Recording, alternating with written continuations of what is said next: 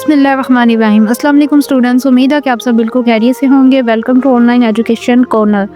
चलिए स्टार्ट करते हैं आज का लेक्चर। आज हम करेंगे सूरतुल बरूज का उर्दू तर्जमा। चलिए स्टार्ट करते हैं सूरतुल बरूज का उर्दू तर्जमा।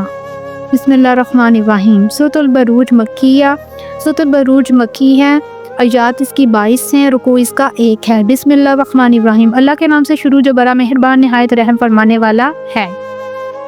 कसम की, कसम है वादे वाले दिन की, कसम है हाजिर होने वाले की और जिसके पास हाजिर होते हैं। खंदकों वाले हलाक कर दिए गए जिसमें भड़कती हुई ईंधन वाली आग थी, जबकि वो इसके किनारे पर बैठे हुए थे और वो अहले ईमान पर जो सख्तियां कर रहे थे उसे देख रहे थे।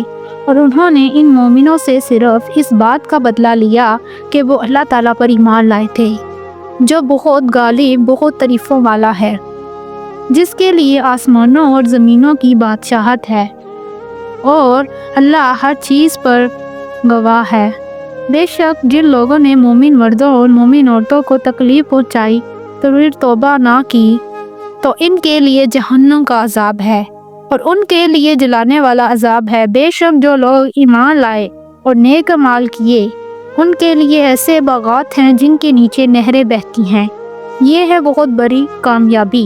यकीनन आपके रब बेशक वही पहली बार पैदा फरमाता है और वही दोबारा पैदा फरमाएगा और वो बहुत बख्शने वाला बहुत मोहब्बत फरमाने वाला है, अर्श का मालिक और बुलंद शान वाला है।